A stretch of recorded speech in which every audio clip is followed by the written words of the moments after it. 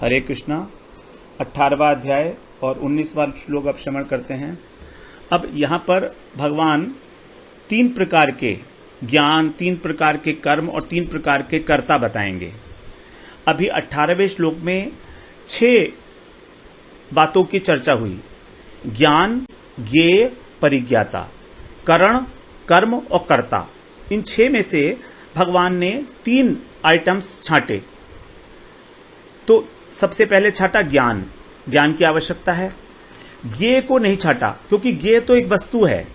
जैसे हमने कहा था ना कि प्यासे को जब प्यास लगी तो उसको जल चाहिए, तो जल ज्ञेय है। तो ज्ञेय के विषय में क्या बात करनी, वो तो जड़ है। परिज्ञाता मतलब जानने वाला, तो परिज्ञाता तो वही है जो करता है, तो इसके बदले भगवान ने कर्ता को ले लिया। तो ज्ञान, ज्ञेय को हटा दिया, परिज्ञाता को हटा दिया। फिर कर्णम, कर्म और कर्तेति। करण, करण क्या है, इंद्रियां, ये भी जड़ है, इसकी भी आवश्यकता नहीं है कहने की। कर्म, कर्म को कहने की आवश्यकता है, कर्म को ले लिया। और कर्ता, कर्ता को ले लिया। तो कर्ता और परिज्ञाता तो एक ही है। तो इस प्रकार से इन 6 में से भगवान ने 3 चीजें सेलेक्ट की और वही यहां पर 19वें श्लोक में बता रहे हैं। ज्ञानम कर्म च कर्ता च त्रिधैव गुण भेदतः प्रोच्यते गुण संख्याने यथावत् शृणु तान्यपि।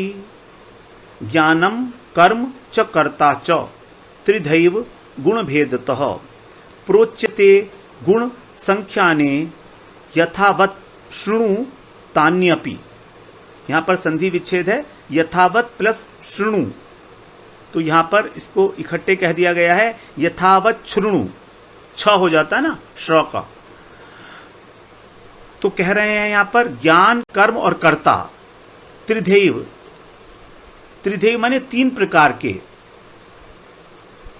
प्रकार के गुण भेदत है। गुणों के अनुसार, गुण कितने होते हैं, 3, सात्विक, राजसिक और तामसिक। तो गुणों के भेद से ज्ञान, कर्म और कर्ता ये 3 प्रकार के होते हैं। प्रोच्यते, प्रोच्यते माने कहे गए हैं। गुण संख्याने, गुण संख्याने माने गुणों का वर्णन करने वाले शास्त्रों में, अर्थात सांख्य शास्त्र में, क्योंकि यहां पर सांख्य कृतांते चल रहा है ना, तो सांख्य शास्त्र में ही कर्म की व्याख्या की गई है अच्छी प्रकार से। तो सांख्य शास्त्र के अनुसार जिसमें गुणों का बहुत विस्तृत रूप से वर्णन किया गया है, प्रकृति और पुरुष का, क्योंकि प्रकृति के अंदर ही 3 गुण होते हैं, सात्विक, राजसिक, तामसिक, तो उसको गुण संख्या ने कह दिया। तो उस शास्त्र में जिस प्रकार से कहा गए हैं यथावत यानी यथार्थ रूप से, सुनो सुनो, तानी अपि उनको भी, तुम उनको भी अच्छे प्रकार से सुनो, यथावत सुनो। जैसा उसमें लिखा गया है वैसा ही भगवान यहां पर आगे बताने वाले हैं। तो अब यहां पर आगे भगवान 3 प्रकार के ज्ञान बताएंगे, 3 प्रकार के कर्म और 3 प्रकार के कर्ता। तो 9 श्लोक जो हैं वो इस प्रकार से सात्विक, राजसिक और तामसिक, इसके लिए हम लोग आगे श्रवण करेंगे 20वें श्लोक से। तो 20वें श्लोक में पहले भगवान सात्विक ज्ञान की चर्चा करेंगे, उसके बाद राजसिक और तामसिक। तो इस श्लोक में कह रहे हैं भगवान, ज्ञानम कर्म च कर्ता च त्रिधैव गुण भेदतः प्रोच्यते गुण संख्याने यथावत् शृणु तान्यपि। हरे कृष्णा। हरे कृष्णा। 18वां अध्याय और 20वां श्लोक। अब यहां से भगवान बता रहे हैं 3 प्रकार के ज्ञान। तो सात्विक ज्ञान का वर्णन 20वें श्लोक में कर रहे हैं। कह रहे हैं, सर्वभूतेषु येनैकं भावम् अव्ययमीक्षते अविभक्तं विभक्तेषु तज्ज्ञानं विद्धि सात्विकम्। सर्वभूतेषु येन एकं भावम् अव्ययम् ईक्षते अविभक्तं विभक्तेषु तत् ज्ञानम विद्धि सात्विकम। तत् माने उस, ज्ञानम माने ज्ञान, विद्धि माने जानो, सात्विकम माने सात्विक। उस ज्ञान को तुम सात्विक जानो। कौन से ज्ञान को? सर्वभूतेषु, सारे प्राणियों में, येन माने जिसके द्वारा, जिस ज्ञान के द्वारा सभी प्राणियों में एकम, एक एक कैसा, वो अविभक्तम, विभाग रहित, जिसके अंदर किसी प्रकार का कोई विभाग नहीं है, अखंड, जिसको खंड नहीं किया जा सकता, जिसको तोड़ा नहीं जा सकता, अविभक्तम, विभाजित नहीं किया जा सकता, उस एक अव्ययम भावम, अव्यय भाव को ईक्षते माने देखता है। जिस ज्ञान के द्वारा साधक सभी प्राणियों के अंदर, जो सब विभक्त प्राणी हैं, अलग अलग हैं, सारे प्राणी, कोई मनुष्य है, कोई पशु है, कोई पक्षी है, कोई जलचर है, थलचर है, अलग अलग प्रकार के प्राणी हैं, 84 लाख योनियों हैं। तो ये विभक्तेषु, विभक्तेषु माने विभक्त प्राणी हैं अलग अलग योनियों में। तो प्राणी तो विभक्त हैं, लेकिन साधक जिस ज्ञान के द्वारा अविभक्तम, विभाग रहित एक अविनाशी सत्ता को, अव्ययम भावम, अविनाशी सत्ता को देखता है, वो अर्थात सबके अंदर एक परमात्मा को स्थित देखता है, क्योंकि परमात्मा सबके अंदर हैं और वो अविभक्त हैं। ये नहीं कि परमात्मा इसके अंदर थोड़े कम हैं, इसके अंदर थोड़े ज्यादा हैं। एक ही परमात्मा सभी प्राणियों के हृदय के अंदर विराजमान है, वो एक ही है। अचिंत्य शक्ति के द्वारा अपनी वो सभी प्राणियों के अंदर अलग अलग विराजमान हो सकते हैं, प्रवेश कर सकते हैं। अचिंत्य शक्ति है परमात्मा की, तो उसके द्वारा वो विभाग रहित हैं, अखंड हैं, लेकिन तो भी अलग अलग से दिखाई देते हैं। तो जिस ज्ञान के द्वारा वो एक दिखाई देते हैं, उस ज्ञान को सात्विक ज्ञान कहा गया है। तो यहां पर है विविधता में एकता। प्राणी अनेक अनेक प्रकार के हैं, लेकिन उन सब के अंदर परमात्मा जो है वो एक ही है। सबके अंदर एक ही परमात्मा का निवास है, सभी उन्हीं के अंश हैं। ये बात यहां पर कही गई, सात्विक ज्ञान। उस ज्ञान को तुम सात्विक समझो जो इस प्रकार से ज्ञान संपन्न है। तो इसी को कहा जाता है आत्म अनात्म विवेक, इसी को कहा जाता है अध्यात्म ज्ञान, आत्मा का ज्ञान। तो कह रहे हैं सर्वभूतेषु येनेकं भावम अव्ययम ईक्षते अविभक्तम विभक्तेषु तज्ज्ञानम विद्धि सात्विकम। हरे कृष्णा। हरे कृष्णा। 18वां अध्याय और 21वां श्लोक अब श्रवण करते हैं। इसमें भगवान राजसिक ज्ञान का वर्णन कर रहे हैं। पृथक्त्वेन तु यज्ञानम नाना भावान पृथक विधान वेत्ति सर्वेषु भूतेषु तज्ज्ञानम विद्धि राजसम। पृथक्त्वेन तु यत् ज्ञानम नाना भावान पृथक विधान वेत्ति सर्वेषु भूतेषु तत् ज्ञानम विद्धि राजसम। तत् ज्ञानम, उस ज्ञान को, विद्धि माने जानो, राजसम माने राजसिक, उस ज्ञान को राजसिक जानो। कौन से ज्ञान को? पृथक त्वेन तु, यहां पर भगवान ने तु प्रत्यय का प्रयोग किया, परंतु सात्विक ज्ञान से राजसिक ज्ञान बहुत दूर है, उसके पास नहीं है, बिल्कुल अलग है, विपरीत है, लगभग विपरीत ही है। तो इसलिए यहां पर तु पद का प्रयोग किया गया। पृथक त्वेन तु, परंतु यत माने जो ज्ञान, यज ज्ञान माने जो ज्ञान, अर्थात जिस ज्ञान के द्वारा मनुष्य सर्वेषु भूतेषु, सभी प्राणियों में, पृथक्त्वेन, पृथक्त्वेन का मतलब अलग अलग, नाना भावान का मतलब अनेक भाव, अनेक भावों को पृथक विधान, अलग अलग रूप से, वेत्ति माने जानता है। अर्थात सभी प्राणियों के अंदर जो अलग अलग प्रकार के भाव हैं, उनको अलग अलग रूप में जानना।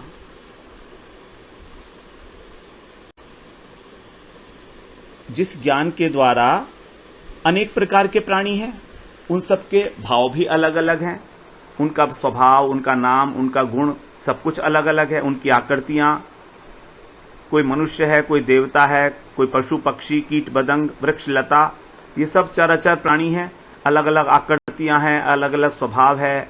यहां भाव का अर्थ है उनका नाम, रूप, गुण इत्यादि जो भी है, ये सब अलग अलग हैं। तो ये सब तो अलग अलग हैं ही, तो वो इन सबको ही अलग अलग देखता है। अर्थात वो ये सोचता है कि जो इनकी आकृति है, जो इनका स्वभाव है, ये सब अलग अलग हैं, और वो अलग अलग तो हैं भी, क्योंकि शरीर के स्तर पर सब कुछ अलग अलग है। वो ये नहीं समझ पाता कि एक ही आत्मा सबके अंदर विराजमान है। उसको किसी भी प्राणी के अंदर शरीर ही मानता है वो उसको, तो इसीलिए वो उसके अंदर परमात्मा की उपस्थिति, आत्मा की उपस्थिति नहीं जान पाता। तो जो ज्ञान पृथक कराने वाला है, सेपरेशन, कि मैं अलग हूं, ये अलग है, उस ज्ञान के अंदर, उस ज्ञान को कहा गया राजसिक ज्ञान। तो कह रहे हैं पृथक्त्वेन तु यज् ज्ञानम, जिस ज्ञान के द्वारा सभी प्राणियों के अंदर पृथक पृथक भावों को, अनेक प्रकार के जो भाव हैं, उनको अलग अलग रूप में देखता है, जानता है। तो सबको अलग अलग समझता है, सोचता है सबकी सत्ता अलग अलग है। ये नहीं समझ पाता कि सबके अंदर एक परमात्मा की ही सत्ता विराजमान है।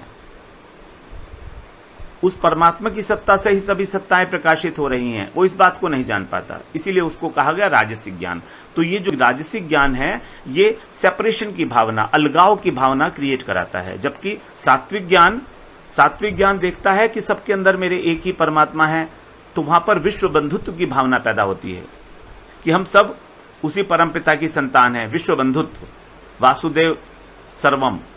और यहां पर बिल्कुल पृथक पृथक, कि मैं अलग हूं, वो अलग है, वो अलग है। तो सेक्टर्स जो बनते हैं, जो सेक्ट बनते हैं, अलग अलग संप्रदाय बनते हैं, वो सब इसी ज्ञान से, राजसिक ज्ञान से बनते हैं। तो पृथक्त्वेन तु यज्ञानम नाना भावान पृथक विधान वेत्ति सर्वेषु भूतेषु तज्ज्ञानम विद्धि राजसम। हरे कृष्णा, हरे कृष्णा। 18वां अध्याय और 22वां श्लोक। भगवान यहां पर 3 प्रकार के ज्ञान बताए हैं 20, 21 और 22 श्लोक में। सात्विक ज्ञान बताया। सात्विक ज्ञान क्या है? प्रत्येक प्राणी के अंदर एक भगवान की सत्ता को, अव्यय सत्ता को देखना। राजसिक ज्ञान है सबको अलग अलग समझना। और तामसिक ज्ञान क्या है, वो यहां पर बता रहे हैं 22वें श्लोक में। यत्तु कृत्सन्वत् एकस्मिन् कार्ये सक्तम अहेतुकम अतत्वार्थवत् अल्पम च तत्तामसम उदाहृतम। यत् तू, यहां पर भी फिर तू पद आया। तो ये जो तामसिक ज्ञान है, ये राजसिक ज्ञान से भी बिल्कुल विलक्षण है, अलग है। तो ये तीनों प्रकार के ज्ञान एक दूसरे से बिल्कुल अलग अलग हैं। इसीलिए यहां पर राजसिक में भी भगवान ने तू प्रत्यय का प्रयोग किया, और यहां पर भी तू कह रहे हैं। यत तू, तो यत तू कृत्सनवत्, ये एक शब्द है, कृत्सनवत्, एकस्मिन् कार्ये सक्तम अहेतुकम अतत्वार्थवत् अल्पम च तत् तामसम उदाहृतम। यत का मतलब जो ज्ञान, तो तू का मतलब परंतु जिस ज्ञान के द्वारा एकस्मिन माने एक, कार्य माने कार्य रूप। कार्य क्या है? शरीर। हमारा जो शरीर है, इसको कार्य कहा गया है, क्योंकि ये प्रकृति का ही कार्य है, पंच महाभूतों से बना है, और पंच महाभूत जो हैं वो तामसिक अहंकार के कार्य हैं। तो इसलिए इस शरीर को कार्य कहा गया है। तो जो मनुष्य एक कार्य रूप शरीर में ही कृत्सनवत्, कृष्ण का मतलब होता है संपूर्ण, और वत का मतलब है संपूर्ण की भांति। जो कृष्ण शब्द है, क्री आधा तो आधा से और नौ, कृष्ण, उसके आगे वत लगा दिया। वत का मतलब है संपूर्ण की भांति। संपूर्ण है नहीं, संपूर्ण की भांति। सक्तम, सक्तम माने आसक्त है, जो केवल इस शरीर में ही आसक्त है। इस शरीर के अतिरिक्त और कुछ उसे दिखाई नहीं देता। राजसिक ज्ञान में तो अन्य प्राणियों के ऊपर भी दृष्टि थी, अलगाव की भावना तो थी, लेकिन वो उनके अस्तित्व को भी स्वीकार कर रहा था, उनकी सत्ता को भी स्वीकार कर रहा था। लेकिन यहां पर तामसिक ज्ञान में क्या है? केवल अपनी ही सत्ता को स्वीकार कर रहा है, अपने शरीर की सत्ता को। शरीर के धरातल पर है, शरीर के धरातल पर तो वो भी था राजसिक ज्ञान, लेकिन वो औरों की सत्ता को भी स्वीकार करता था, पृथक पृथक। यहां पर कह रहा है केवल अपनी ही सत्ता शरीर की। तो इस शरीर में ही पूर्णतः संपूर्ण की भांति आसक्त है, मतलब सब कुछ यही मेरा शरीर ही है और कुछ नहीं है इसके अतिरिक्त। कृष्णवत, और इसके अतिरिक्त बता रहे हैं चौ माने तथा, जो अहेतुकम, अहेतुकम मतलब जिसका कोई हेतु नहीं है, जिसका कोई कारण नहीं है, बिना कारण के, बिना किसी लॉजिक के, बिना किसी युक्ति के, बिना किसी तर्क के, अतत्वार्थवत, अतत्वार्थवत, यहां पर भी वत लगाया गया, तो जो वास्तविक तत्व से रहित है। तत्व का अर्थ है सब्सटेंस। हमारा शरीर क्या है? इसमें तो कोई तत्व है नहीं, ये शरीर मृत्यु के समय खत्म हो जाएगा। तो जो नित्य तत्व है, जो आत्मा है, वो तो इसमें है, लेकिन उसको इस बात का कोई जानकारी नहीं है तामसिक ज्ञान वाले को। तो वो इस शरीर को ही युक्ति रहित और तत्व ज्ञान से रहित और जो तुच्छ है शरीर का, यहां पर वो बता रहे हैं, विशेषताएं बता रहे हैं। शरीर कैसा है? हमारा वास्तविक तत्व ज्ञान से रहित है, अतत्वार्थवत। उसका वो ज्ञान जो है उसमें कोई तत्व नहीं है, शरीर को ही संपूर्ण की भांति मानना। और कैसा है उसका ज्ञान? अल्पम, अत्यंत तुच्छ, थोड़ा सा है, शरीर के संबंधित तो है। और उसी को कह रहे हैं तत्तामसम उदाहृतम, उसी को तामस कहा गया है। वास्तव में तो वो ज्ञान ही नहीं है, इसलिए भगवान ने यहां पर ज्ञान शब्द का प्रयोग नहीं किया। राजसिक और तामसिक के, सात्विक और राजसिक के साथ भगवान ने कहा था ज्ञानम, यहां पर कह रहे हैं यत तत्। यत माने जो है और तत् माने वो कौन? ज्ञान। तो वास्तव में भगवान यहां पर उस तामसिक ज्ञान को ज्ञान कहने में भी संकोच कर रहे हैं, क्योंकि ज्ञान है ही नहीं, वो तो घोर अज्ञान है। इस शरीर में ही पूर्णतः आसक्त रहना, तो इस प्रकार का जो ज्ञान है, ना तो इसके अंदर कोई तत्व है, ना इसके अंदर कोई लॉजिक है, और अत्यंत अल्प है। इस ज्ञान के 3 विशेषण बताए हैं। अत्यंत तुच्छ है, युक्ति रहित है और तत्व ज्ञान से रहित है, क्योंकि वो एक प्रकृति के कार्य शरीर में ही पूर्णतः आसक्त है। तो शरीर के अंदर अगर केवल आसक्ति है हमारी, खाओ पियो मौज करो वाली कंसेप्ट, कि बस जब तक शरीर है तब तक खाओ पियो और मौज करो, इसके अतिरिक्त और कौन किसने क्या देखा है, तो ना तो उनको और किसी व्यक्ति से समाज के अंदर सरोकार है, और आत्मा से तो दूर दूर तक सरोकार होने का प्रश्न ही नहीं होता। तो 3 प्रकार के ज्ञान यहां पर बताए। तामसिक ज्ञान में भगवान बता रहे हैं यत्तु, इसको हम ऐसे बोलेंगे, आधा तो है और फिर तू है, तो यत्तु कृसन्वत देकस्मिन् कार्ये सत्तम अहेतुकम अतत्वार्थवत अल्पम च तत्तामसम उदाहृतम। हरे कृष्णा। 18वां अध्याय और 23वां श्लोक अब श्रवण करते हैं। भगवान ने 19वें श्लोक में बताया था कि वो 3 विषयों के संबंध में उनके भेद बताएंगे, ज्ञान, कर्म और कर्ता। तो तीनों 3 प्रकार के हैं, सात्विक, राजसिक और तामसिक। पहले भगवान 20, 21, 22 में ज्ञान के विषय में बताए कि सात्विक ज्ञान कौन सा है, राजसिक कौन सा है और तामसिक कौन सा है। अब दूसरा आइटम आता है कर्म। तो अब कर्म के विषय में बता रहे हैं कि सात्विक कर्म क्या है। तो कह रहे हैं 23वें श्लोक में, नियतम संगरहितम अराग द्वेष तह कृतम अफल प्रेप्सुना कर्म यत्तत् सात्विकम उच्यते। नियतम संगरहितम, अराग, अ लगेगा पहले राग से, अराग द्वेषतः कृतम अफल प्रेप्सुना कर्म यत् तत् सात्विकम उच्यते। नियतम संगरहितम, तो यत् तत्, यत् का मतलब जो कर्म, नियतम का अर्थ है शास्त्र विधि से किया हुआ, जो शास्त्रों में विधि बताई गई है उसके अनुसार किया जाता है। और कैसा है? संगरहितम, उसमें किसी भी प्रकार का कृतत्वाभिमान, कर्तापन का अभिमान नहीं होना चाहिए। संग का अर्थ होता है आसक्ति। तो यहां पर फल के अंदर आसक्ति की बात हम लोग नहीं ले रहे हैं, क्योंकि इसके आगे ही भगवान ने कहा है अराग द्वेषतः। और राग का मतलब है राग का मतलब है आसक्ति, तो और द्वेष, तो राग और द्वेष से रहित, अर्थात बिना किसी राग द्वेष के। और फिर नीचे कहा है अफल प्रेप सुना। अफल प्रेप सुना का मतलब है फल की इच्छा से रहित। इसीलिए हमने यहां पर संग रहितम का अर्थ कर्म के साथ लिया, कर्तापन के साथ, कि कर्तापन का भाव ये नहीं होना चाहिए। और भोक्तापन का भाव एलिमिनेट हो गया अफल प्रेप सुना से, फल के अंदर इच्छा और आसक्ति ना होना, ये अफल प्रेप सुना में आ गया। और इसके अतिरिक्त और राग द्वेषतः, और जो करने का भाव है वो बिना किसी राग के और बिना किसी द्वेष के, अर्थात कार्य को करते हुए हम उसमें बहुत अधिक आसक्त नहीं हो रहे, बार बार वही काम करने की इच्छा हो रही है, अथवा हम लोग द्वेष पूर्वक वो काम कर रहे हैं कि करना पड़ रहा है इसलिए जबरदस्ती करना पड़ रहा है, मन मन में जो है धिक्कार रहे हैं, खराब मान रहे हैं उसको। तो करने की समय, क्रिया के समय भी हमको ध्यान रखना है कि हमारे हृदय में उस कर्म को करते हुए क्या भाव उठ रहे हैं। हमें बिल्कुल निरपेक्ष भाव से, उदासीन भाव से, लेकिन सावधानी पूर्वक उस कार्य को करना चाहिए।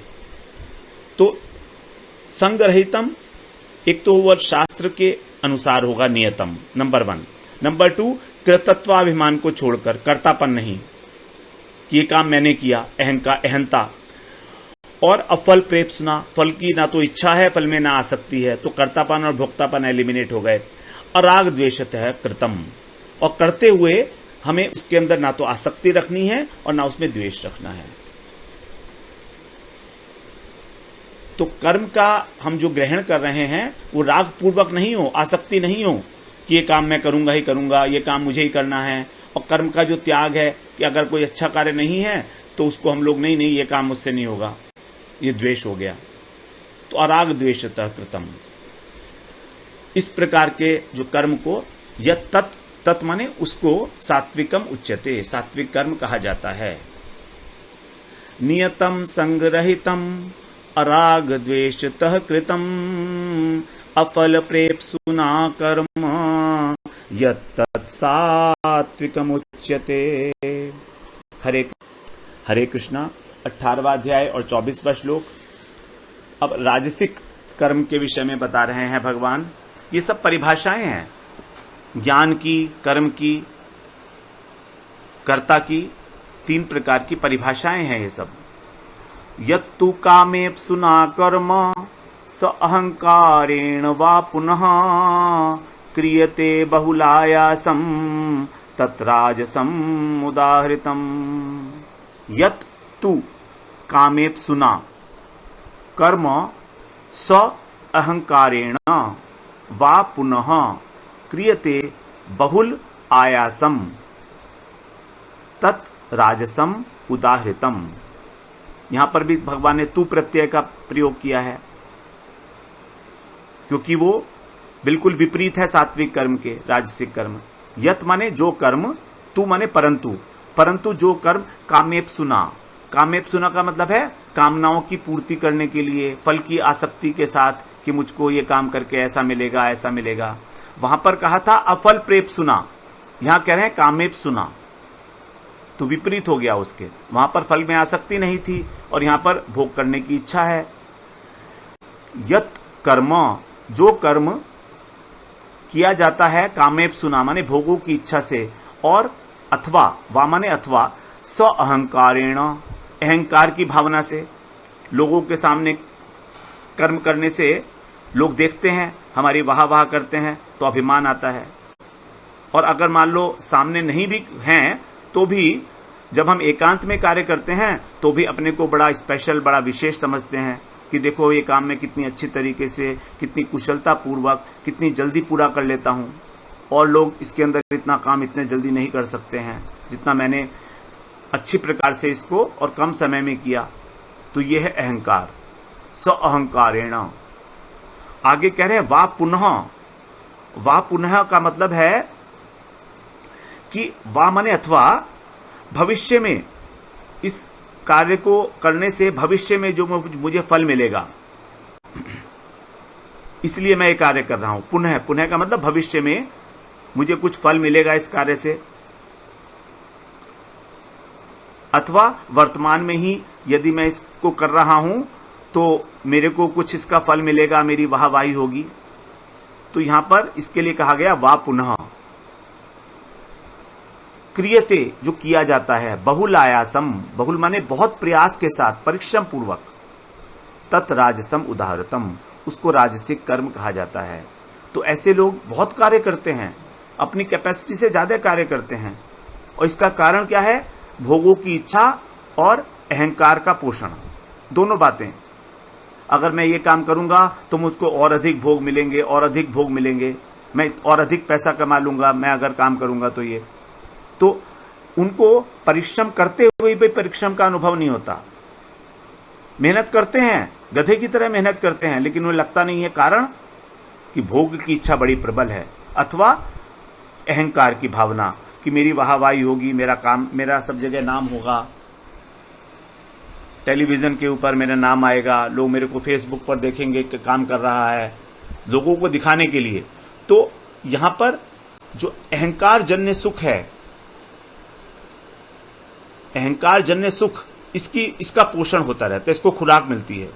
इसीलिए शरीर के सुख आराम की ओर ध्यान नहीं जाता, और बहुत प्रयत्न करता है वो व्यक्ति, बहुत प्रयत्न करता है, सारे दिन लगा रहता है सिर्फ अपने अहंकार को पोषण करने के लिए। ये राजसिक कार्य है। ये बड़ी सूक्ष्म बातें हैं जो भगवान ने बताई हैं, और हम सब की जीवन में ऐसा देखा जाता है। हमें बड़ी सावधानी पूर्वक अपने कर्म को देखना चाहिए कि क्या मैं अहंकार से कर रहा हूं, क्या मैं भोगों की उपलब्धि के लिए कर रहा हूं। यदि ऐसा है तो राजसिक कर्म ही कहलाएगा। तो हमें कभी भी राजसिक और तामसिक कर्म में प्रवृत्त होना ही नहीं है, किसी भी प्रकार से। तो यहां पर कह रहे हैं, यत्तु कामेप्सुना कर्म सहंकारेण वा पुनः क्रियते बहुलायासम तत्राजसम उदाहृतम। हरे कृष्णा। 18वां अध्याय और 25वां श्लोक अब श्रवण करते हैं। यहां पर तामसिक कर्म के विषय में बता रहे हैं भगवान। अनुबंधम क्षयम हिंसाम अन्वेक्ष्य च पौरुषम मोहादारभ्यते कर्म यत्तत्तामसमुच्यते। अनुबंधम क्षयम हिंसाम अन्वेक्ष्य च पौरुषम मोहात आरभ्यते कर्म यत्तत्तामसम उच्यते। यत माने जो, कर्म माने कर्म, जो कर्म, अनुबंधम, अनुबंध का मतलब होता है कि उस कर्म का फल क्या होगा, परिणाम क्या होगा। तो उस परिणाम को, और क्षयम, क्षयम का मतलब हानि, उस कर्म को करने से कहीं कोई हानि तो नहीं होगी किसी की। कितने जीवों की हत्या हो जाएगी, क्या कहीं सिद्धांतों का उसके अंदर हानि तो नहीं हो जाएगी, सिद्धांतों की हत्या तो नहीं हो जाएगी जो हमारे सिद्धांत हैं। दोनों प्रकार के, जीवों की हत्या और सिद्धांतों की हत्या। हिंसा, क्षय, नाश, और आगे कह रहे हैं हिंसा। हिंसा तो नहीं हो जाएगी जीवों की, जो हमने अभी बात की वो हिंसा के विषय में थी। क्षय का अर्थ होता है नाश होना। हानि कितनी होगी, तो कितना समय हमारा लगेगा इसके अंदर, कितना हमारा अपमान होगा, ये सब क्षय के अंदर आ गया। हमारा लोक परलोक सब बिगड़ जाएगा, ये सब देखे बिना, अनवेक्ष्य, बिना देखे। और इसके अतिरिक्त च और पौरुषम, अपनी सामर्थ्य, मेरे में कितनी सामर्थ्य है, क्या मैं इसको कर सकता हूं, क्या मेरे में योग्यता है, मेरे पास कितना समय है, कितनी बुद्धि है, कितना ज्ञान है। इस सबको देखे बिना ही जो कार्य शुरू कर दिया जाता है। मोहात आरभ्यते कर्म, मोह के वश होकर, यहां पंचमी है मोहात में, मोह के कारण आरभ्यते, जो आरंभ किया जाता है कार्य। इन चारों चीजों को देखे बिना कि इसका परिणाम क्या होगा, इसमें किस चीज का नाश होगा, इसके अंदर कहीं किसी की हिंसा तो नहीं हो रही, और मेरे अंदर उतनी सामर्थ्य है कि नहीं है। तो यदि चार बातें देखे बिना कोई कार्य आरंभ किया गया, यह तत्तामसम उच्यते, उसको तामस कर्म कहा गया है, तामसिक कार्य। तो कह रहे हैं अनुबंधम क्षयम हिंसाम अन्वेक्ष्य च पौरुषम मोहादारभ्यते कर्म यत्तत्तामसम उच्यते। हरे कृष्णा। 18वां अध्याय और अब 26वां श्लोक श्रवण करते हैं। अब यहाँ 26वें श्लोक से भगवान कर्ता के विषय में बता रहे हैं। 3 प्रकार के कर्ता बताएंगे, सात्विक, राजसिक और तामसिक। तो 26वें श्लोक में सात्विक कर्ता के विषय में बता रहे हैं। मुक्त संगो अनहंवादी धृति उत्साह समन्वितः सिद्धि असिद्ध्योर निर्विकारः कर्ता सात्विक उच्यते। मुक्त संगो अनअहंवादी अनअहंवादी धृति उत्साह समन्वितः सिद्धि असिद्धि निर्विकारः कर्ता सात्विक उच्यते। जो कर्ता मुक्त संगो, मुक्त माने मुक्त होना, संग का मतलब राग से, आसक्ति से, तो जो आसक्ति से रहित है, किसी प्रकार के अंदर उसमें कर्म के फल के अंदर आसक्ति नहीं है। अनअहंवादी, अहंवादी नहीं है। अहंवादी का मतलब अहंता, अहंता का मतलब कर्तापन, कि मैंने ये कार्य किया, तो इस प्रकार का उसमें कोई अहंकार नहीं है। अनअहंवादी, जिसको पहले कहा गया था अनअहंकार, तो जो अनअहंकार है वही है अनअहंवादी, जिसके अंदर अहंकार नहीं है, किसी भी प्रकार का अहम भाव नहीं है। यहां तक कि ये अभिमान भी नहीं है कि मैं सात्विक करता हूं, मैं निर्विकार हूं, मैं निष्काम हूं, ये वाला अभिमान भी नहीं है उसके अंदर। धृति उत्साह समन्वितः, धृति और उत्साह से युक्त है। धृति का मतलब है धैर्य। यदि मान लीजिए कार्य करते करते कोई परेशानी आ जाए, कार्य का परिणाम ठीक ना मिले जो हमने सोचा था, लोगों में निंदा होने लगे, तो कोई भी विघ्न बाधा आने पर भी उसके अंदर जो धैर्य है वो वैसा का वैसा ही बना रहे। सफलता मिले या असफलता मिले, उत्साह के अंदर कमी ना होने पाए। जब असफलता मिलती है तो जनरली जैसा देखा जाता है कि हमारा उत्साह शिथिल हो जाता है, लोग निंदा करने लगते हैं तो हमारा उत्साह शिथिल हो जाता है। तो शिथिल उत्साह भी बना रहे और धैर्य भी बना रहे, दोनों बातें। तो उत्साह से क्या होता है कि हम लोगों को कार्य करने के लिए आगे प्रेरणा मिलती है, और धैर्य से जो कार्य हमने शुरू किया है उसको हम उसके अंत तक पहुंचा सकते हैं, उसको कंप्लीट कर सकते हैं अगर हमारे अंदर धैर्य है, वरना हम बीच में छोड़ देंगे उसको। तो धैर्य और उत्साह से युक्त, सिद्धि असिद्धि निर्विकार, और चाहे सफलता मिले चाहे असफलता मिले उसके मन में किसी प्रकार का क्षोभ उत्पन्न नहीं होना चाहिए, चंचलता मन में नहीं आनी चाहिए किसी भी प्रकार की। समभाव, तो जितना उसके अंदर अपनी शक्ति थी, अपनी समझ थी, समय था, सामर्थ्य थी, इन चारों का ही अच्छी प्रकार से पूर्ण तरह से उपयोग करते हुए यदि सफलता मिले तो भी ठीक, असफलता मिले तो भी ठीक। सिद्धि असिद्धि कितना समभाव, उसी कर्ता को सात्विक कहा जाता है। कर्ता सात्विक उच्यते। तो वही बातें हैं जो हम सुनते आ रहे हैं अभी तक, लेकिन उनको एक परिभाषा के रूप में दे दिया गया है। मुक्त संगो अनहंवादी धृति उत्साह समन्वितः सिद्धि असिद्ध्यो निर्विकारः कर्ता सात्विक उच्यते। हरे कृष्णा। हरे कृष्णा। 18वां अध्याय और 27वां श्लोक हम देखेंगे कि 18वें अध्याय में अधिकतर सारे श्लोक जो हैं पारिभाषिक हैं, परिभाषा दे रहे हैं एक प्रकार से। तो भगवान यहां पर अब राजसिक कर्ता के विषय में बता रहे हैं, उसके लक्षण। रागी कर्म फल प्रेप्सुर लुब्धो हिंसात्मको अशुचि हर्ष शोकान्वितः कर्ता राजसः परिकीर्तितः। रागी कर्म फल प्रेप्सु लुब्धो हिंसात्मको अशुचि हर्ष शोकान्वितः कर्ता राजसः परिकीर्तितः। जो कर्ता रागी है, रागी का मतलब आसक्त है, फल के अंदर आसक्त है, संसार के अंदर आसक्त है, कर्मों में आसक्त है,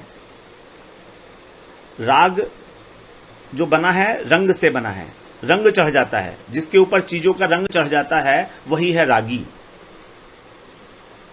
रजोगुणी प्रवृत्ति वाला व्यक्ति, तो रजोगुण क्या करता है, रंजित करता है। रंजित का मतलब अपने रंग में रंग लेता है, तो उसी को कहा गया रागी। जिसके साथ भी होगा वो उसके रंग में रंग जाएगा, जिस वस्तु के साथ होगा उससे उसकी आसक्ति हो जाएगी। इस प्रकार का व्यक्ति। कर्म फल प्रेप्सु, प्रेप्सु मतलब इच्छा करने वाला, तो कर्म के फल की इच्छा करने वाला, कि मैं ऐसा काम कर रहा हूं, मैं ये दान दे रहा हूं तो मुझको इससे ये मिलना चाहिए, मैं ये काम कर रहा हूं तो मुझे इसका ये फल मिलना चाहिए। प्रेप्सु उसकी इच्छा करने वाला, आग्रह करने वाला फल के अंदर, कि फल जो जैसा मैं चाहता हूं वैसा ही मिलना चाहिए। लुब्धो, लुब्ध, लुब्ध का मतलब है जितना भी उसको मिला उसमें संतोष नहीं करता वो, बल्कि और अधिक से अधिक मिलता रहे। कई लोग तो होते हैं ना कि जितना काम किया उसका उतना फल मिल गया, उसमें संतोष हो गया, लेकिन इस व्यक्ति को संतोष नहीं है। इसकी इच्छा रहती है अधिक से अधिक और अधिक मिलता रहे मुझे। लोभ, तो लोभ को ही कहा गया लुब्धो, लुब्ध है वो। हिंसात्मको, हिंसात्मको, हिंसा जो है इसके स्वभाव में ही है। आत्मको, आत्मा के अंदर, आत्मा का मतलब स्वभाव, तो यहां पर हिंसा उसके स्वभाव में आ गई है। वो अपने स्वार्थ के लिए किसी की परवाह नहीं करता, किसी की भी दुख की परवाह नहीं करता, और अपने भोग भोगता रहता है। तो इसका स्वभाव ही हिंसात्मक है, भले ही चाहे ये हिंसा करे या ना करे। शारीरिक हिंसा नहीं करता है ये, शारीरिक हिंसा करने वाला तो तामसिक कहलाएगा, लेकिन इस व्यक्ति के हृदय के अंदर ही हिंसा विराजमान है, तो ये मन से हिंसा करता है, मानसिक हिंसा करता है। तो लोगों के आराम के प्रति, सुख के प्रति, हित के प्रति ध्यान ना रखना और अपने स्वार्थ के लिए उनको कष्ट देना, ये हिंसात्मक स्वभाव है। तो ये जो राजसिक हिंसा है वो तामसिक हिंसा से भी अधिक ज्यादा डेंजरस है, क्योंकि हर वक्त की जा सकती है। तामसिक हिंसा तो एक ही बार होगी ना, कभी किसी को मार दिया आपने, लेकिन आप हमेशा हाथ से, शरीर से नहीं मार सकते, लेकिन मन से हमेशा हिंसा की सकती है। तो यहां भगवान कह रहे हैं हिंसात्मको, दिस इज मोर डेंजरस। अशुचि, अशुचि का मतलब अपवित्र, अपवित्र वस्तुओं के अंदर इसकी रुचि होती है, और ये जहां भी रहता है वहां अपवित्र कर देता है, क्योंकि इसके अंदर आसक्ति भरी हुई है, हिंसा भरी हुई है। तो शरीर के अंदर इसकी आसक्ति है, और शरीर हमारा जो है अपवित्र है। तो शरीर के अंदर जिनकी बहुत आसक्ति है वही वास्तव में अपवित्र है, क्योंकि हमारा जब शरीर मृत्यु को प्राप्त होता है तो क्या होता है, उसको एक दिन भी कोई नहीं रखना चाहता अपने घर में, और जहां पर शव को जलाया जाता है वहां पर भी उस स्थान को अपवित्र माना जाता है।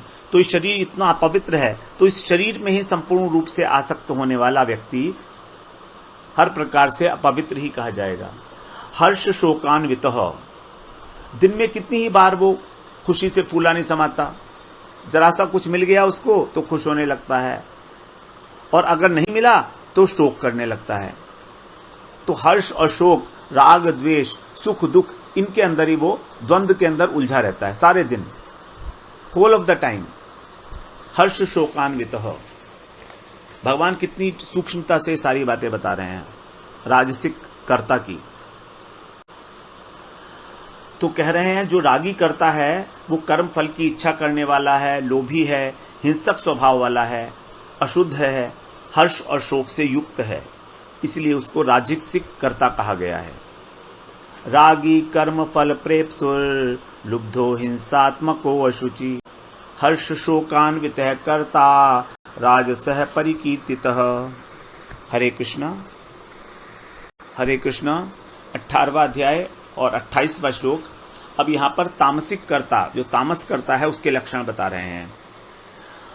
अयुक्तः प्राकृतः स्तब्धः शठो अनैष्कृतिको अलसः विषादी दीर्घसूत्री च कर्ता तामस उच्यते।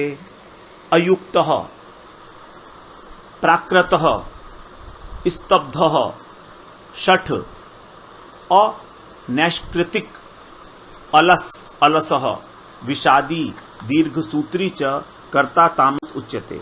तामसिक कर्ता के यहां पर भगवान ने बहुत सारे लक्षण बताए हैं।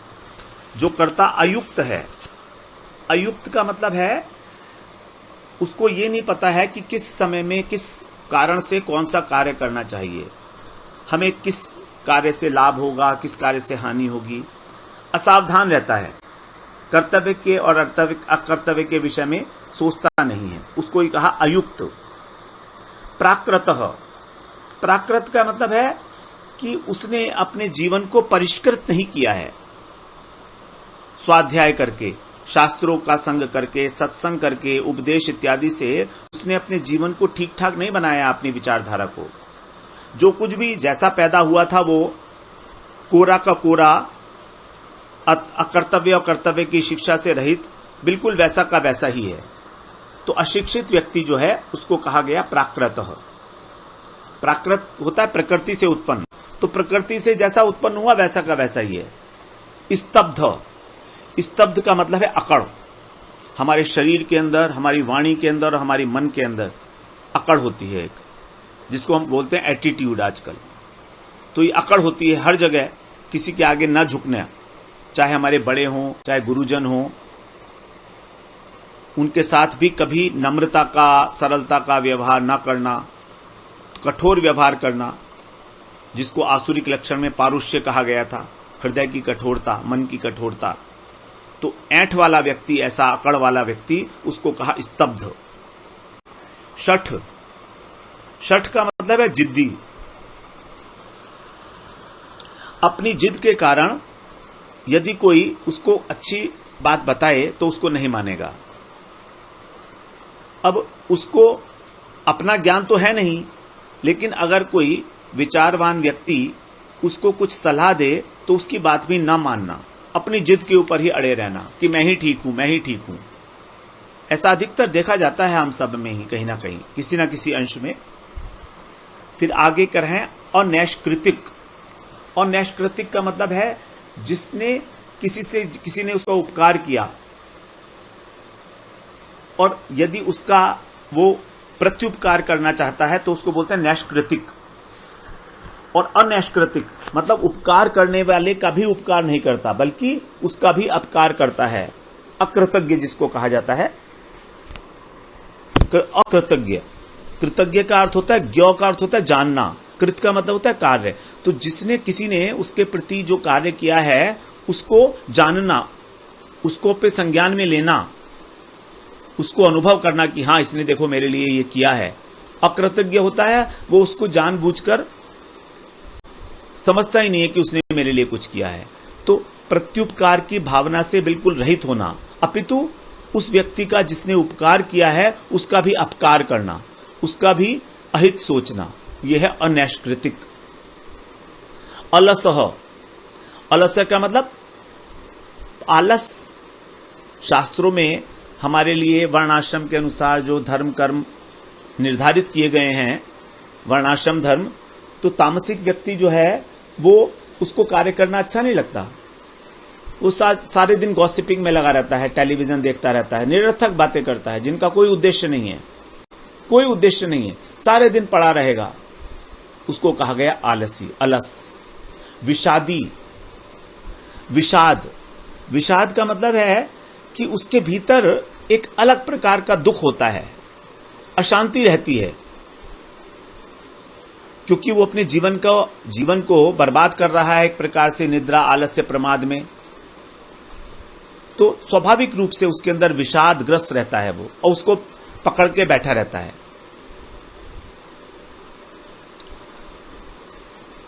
दुख को ही पकड़ के बैठा रहता है, अपने दुख का ही गाना सबके आगे गाता रहता है। किसी से भी मिलेगा तो क्रिटिसाइज करेगा, अपनी जो दुख है उसको गाता रहेगा। विषादी।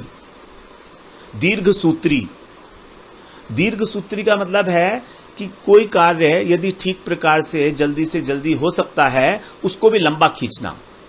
दीर्घ, दीर्घ माने अधिक, सूत्री माने खींचना, सूत्र बना के, धागा होता है जैसे, तो छोटा काम है, लेकिन उसको भी लंबा खींचेगा। कारण उसने अपनी बुद्धि उसमें लगाई ही नहीं ठीक प्रकार से कि इसको कैसे अच्छी प्रकार से सुचारू रूप से और शीघ्र ही किया जा सके, जिससे मैं और अन्य कार्य भी कर सकूं। तो इस प्रकार से जो व्यक्ति है जो बहुत कम समय में होने वाले कार्य को बहुत लंबे समय में करता है, उसको कहा गया दीर्घसूत्री। कर्ता तामस उच्यते। तो यहां पर ये 8 लक्षण बताए भगवान ने। एक बार उनको दोबारा से श्रवण करते हैं। अयुक्त, प्राकृत, स्तब्ध, शठ, ये 4 हो गए। फिर अनैष्कृतिक, अलस, विषादी और दीर्घसूत्री। टोटल 8 लक्षणों वाला इस प्रकार का जो कर्ता है उसको कहा गया तामसिक कर्ता। तो कह रहे हैं भगवान, अयुक्त, प्राकृत, स्तब्ध, शठो, अनैष्कृतिको, अलसः, विषादी, दीर्घसूत्री च कर्ता तामस उच्यते।